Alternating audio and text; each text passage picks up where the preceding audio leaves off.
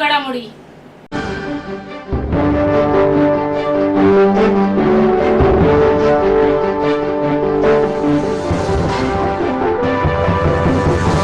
महाराष्ट्र राज्य मार्ग परिवहन महामंडळाने एसटीच्या दरात तब्बल 14.95% भाडेवाढ लागू केल्याने ती दरवाढ रद्द करून परिवहन मंत्र्यांच्या जप्त केलेल्या मालमत्तेमधून खात्याची सुधारणा करावी अशी मागणी करत ठाण्यात उद्धव सेनेच्या वतीने आज चक्काजाम आंदोलन करण्यात आले। ही दरवाढ रद्द न केल्यास तीव्र आंदोलन करण्यात येईल असा इशाराही देण्यात आला आहे। एकीकडे लाडकी बहीण योजनेच्या नावावर मते विकत घेणाऱ्या सरकारकडून ही दरवाढ म्हणजे सामान्य प्रवाशांच्या डोळ्यात धूळफेक केली जात असल्याचा आरोप आंदोलन करणाऱ्या शिवसैनिकांनी केला आहे। डिझेल, चेसी, टायर यासारख्या घटकांच्या वाढलेल्या किमती आणि मागील काळात कर्मचाऱ्यांच्या पगारात झालेली वाढ यामुळे एसटी तोट्यात गेली असून हा तोटा भरून काढण्यासाठी परिवहन मंत्री प्रताप सरनाईक यांच्या जप्त केलेल्या मालमत्तेमधून वसूल करावा अशी मागणी जिल्हा प्रमुख केदार दिघे यांनी केली आहे। त्यावेळी संपर्क प्रमुख नरेश मणेरा, महिला जिल्हा संघटक रेखा खोपकर, संजय तरे, शाखा प्रमुख व पदाधिकारी मोठ्या संख्येने उपस्थित होते। ईडी सरकार हाय हाय, एसटी भाडेवाढ रद्द करा, प्रवासी उपाशी, परिवहन मंत्री तुपाशी या आशयाचे फलक हातात घेऊन उद्धव सेनेने कोपड येथील एसटी डेपोमध्ये चक्काजाम आंदोलन केले। सर्वसामान्यांच्या माथ्यावर लादलेली दरवाढ त्वरित रद्द करा अशी मागणी यावेळी आंदोलनकर्त्यांनी केली। स्वर्गीय आनंद दिघे यांच्या जयंतीदिनी उपमुख्यमंत्री एकनाथ शिंदे आणि शिवसेनेच्या मंत्र्यांनी त्यांच्या समाधी स्थळावर असलेल्या शक्तीस्थळावर जाऊन त्यांना विनम्र अभिवादन केले।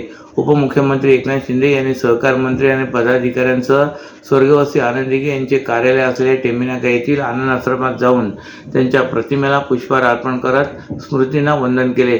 आनंद आश्रमासमोरील चौकात असलेल्या त्यांच्या अर्धपुतळ्यालाही पुष्पहार अर्पण करून त्यापुढे नतमस्तक झाले। स्वर्गीय हिंदू हृदय सम्राट बाळासाहेब ठाकरे यांचे विचार आणि स्वर्गीय गुरुवर्य आनंद दिघे यांची शिकवण अंगीकारून शिवसेनेची वाटचाल पुढे सुरू आहे। विधानसभा निवडणुकीत जनतेने महायुती सरकारला निर्विवाद कौल देऊन जनतेने पुन्हा सत्तास्थानी बसवले। लाडकी बहीण, भाऊ, शेतकरी, कष्टकरी, कामगार, तरुणी, ज्येष्ठ नागरिक यांच्या पाठिंब्याने सरकार निवडून आले।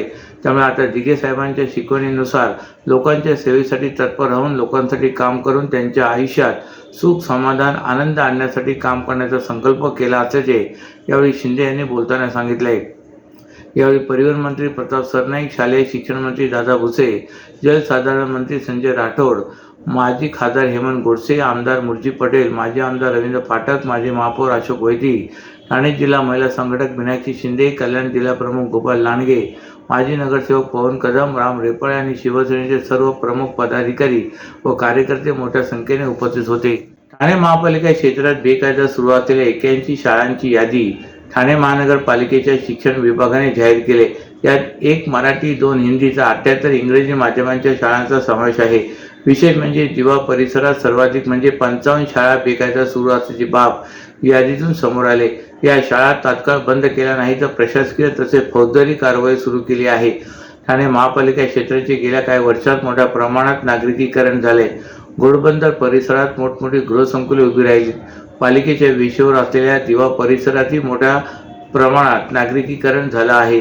ठाणे महापालिकेची लोकसंख्या 25 लाखांच्या घरात आहे। वाढत्या नागरिकीकरणाबरोबरच शहरात बेकायदा शाळा सुरू करण्याचे प्रकार गेल्या काही वर्षात सुरू झालेत। अशा बेकायदा शाळांमध्ये विद्यार्थ्यांचा प्रवेश घेऊन त्यांचे शैक्षणिक वर्ष वाया जाऊ नये यासाठी पालिका प्रशासन गेल्या काही वर्षापासून बेकायदा शाळांची यादी जाहीर करते। यंदाही पालिकेने शहरातील बेकायदा शाळांची यादी जाहीर केली असून त्यानुसार संपूर्ण पालिका क्षेत्रात 81 शाळा बेकायदा सुरू असल्याचे उघड झाले। ठाणे महापालिका क्षेत्रात 81 बेकायदा शाळा आहेत। त्यात पालकांनी पाल्याचा प्रवेश घेऊ नये, संबंधित संस्थाचालकांनी शाळा आणि वर्ग बंद करून तसे हमीपत्र पालिका शिक्षण विभागाकडे जमा करावे। तसे शाळा बंद केल्या नाही तर प्रशासकीय आणि फौजदारी कारवाई करण्यात येणार असून ही कारवाई सुरूही करण्यात आली आहे। कमलाकर म्हात्रे, शिक्षण अधिकारी, ठाणे महानगरपालिका यांनी याबाबत सविस्तर माहिती दिली। महाराष्ट्रातील भगिनींना आधार देणारी राज्य शासनाची मुख्यमंत्री माझी लाडकी बहीण योजना। या योजनेअंतर्गत अल्प उत्पन्न गटातील 21 ते 65 वयोगटाच्या भगिनींना मिळणार दरमहा 1500 रुपयांची मदत। अर्ज करण्यासाठी 31 ऑगस्ट 2024 पर्यंत मुदतवाढ। कुटुंबाचं वार्षिक उत्पन्न 2.5 लाख रुपयांपेक्षा कमी असलेल्या महिला पात्र। कुटुंबाकडे पिवळं किंवा केशरी रेशन कार्ड असल्यास उत्पन्नाचा दाखला आवश्यक नाही।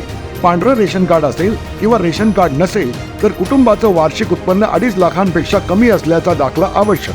योजनेसाठीचा ऑनलाईन अर्ज नारी शक्ती दूत ऍप वरून किंवा पोर्टलवर भरता येईल. ज्या भगिनींना ऑनलाईन अर्ज भरता येत नसेल त्यांच्यासाठी अंगणवाडी, ग्रामपंचायत, वॉर्ड ऑफिस, सेतू सुविधा केंद्रामध्ये किंवा आशाताई बचत गटाच्या CRP यांची मदत उपलब्ध. आता आपल्याला अभिमानानं म्हणता येईल, सुखी आणि सुरक्षित आहे माझी लाडकी बहीण. ज्येष्ठ गायक पद्मश्री सुरेश वाडकर यांना धर्मवीर आनंद दिघे कला संगीत जीवन गौरव पुरस्कार, तर कथ्थक नृत्यांगना निधी प्रभू आणि गायक नट ओमकार प्रभू घाटे यांना धर्मवीर आनंद दिघे कला संगीत युवा गौरव पुरस्कार जाहीर झाला आहे. दिनांक 6 ते 8 फेब्रुवारी 2025 या कालावधीत होणाऱ्या सूर आणि ताल याचा अनोखा संगम असलेल्या भव्य आनंदोत्सव 2025 मध्ये हे पुरस्कार माननीय उपमुख्यमंत्री एकनाथ शिंदे यांच्या हस्ते डॉक्टर काशीनाथ घाणेकर नाट्यगृह येथे प्रदान करण्यात येणार आहेत. आनंदोत्सवाचे यंदाचे 3रं वर्ष असून रसिकांनी संगीताची अनोखी पर्वणी या निमित्ताने मिळणार आहे. गुरुवारी 6 फेब्रुवारी रोजी रात्री 8 वाजता उद्योगमंत्री उदय सामंत, परिवहन मंत्री प्रताप सरनाईक व खासदार डॉक्टर श्रीकांत शिंदे आणि खासदार नरेश म्हस्के यांच्या उपस्थितीत कार्यक्रमाचा शुभारंभ होणार आहे. त्यानंतर रात्री 8:30 वाजता भारतरत्न लता मंगेशकर यांच्या पुण्यतिथीच्या निमित्ताने अशोक खांडे निर्मित अमृत लता हा हिंदी गाण्यांचा कार्यक्रम होणार आहे.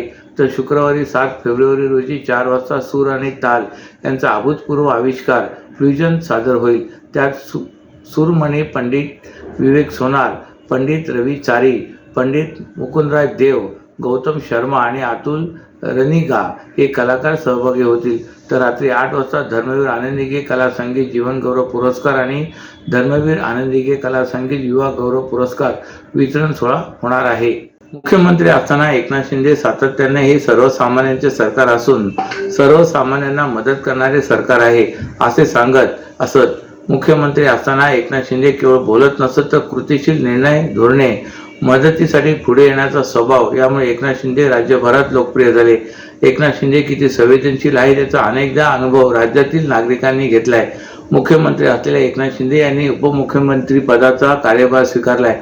उपमुख्यमंत्री एकनाथ शिंदे यांनी तात्काळ धावून जात रस्ते अपघातात जखमी झालेल्यांना तात्काळ मदत केली. मिळालेल्या माहितीनुसार प्रजासत्ताक दिनानिमित्त ठाण्याच्या ध्वजवंदन येथील संचलन सोहळा झाल्यानंतर उपमुख्यमंत्री एकनाथ शिंदे मुंबईच्या दिशेने रवाना झाले. मुंबईतील वांद्रे वरळी सागरी सेतूच्या 2ऱ्या मार्गिकेच्या उद्घाटनासाठी उपमुख्यमंत्री शिंदे ठाण्यातून मुंबईला जात होते. एकनाथ शिंदे यांचा ताफा पूर्व द्रुतगती महामार्गावरून घाटकोपर जवळ आला असता अचानक रस्त्यावर त्यांना एका दुचाकीचा अपघात होऊन तरुण जखमी झाल्याचे दिसले. तात्काळ एकनाथ शिंदे यांनी आपला ताफा रस्त्याच्या बाजूला घेत गाडीतून उतरून या तरुणाची विचारपूस केली. तसेच दुचाकीवरून पडल्याने या तरुणाच्या डोक्याला गंभीर दुखापत झाल्याने एकनाथ शिंदे यांच्या निदर्शनास आले. त्यानंतर शिंदे यांनी तात्काळ अन्य तरुणांच्या मदतीने जखमी तरुणाला उचलून रुग्णालयात न्यायला सांगितले. एवढेच नव्हे तर आपल्या ताफ्यातील वाहन आणि पोलीस सोबत देऊन या तरुणाला राजावाडी रुग्णालयात दाखल करायला सांगितले. तू सुखरूप आहेस, काळजी करू नको, आपण तुला पूर्ण बरे करू असे सांगून जखमी तरुणाला शिंदे यांनी आधार दिलाय.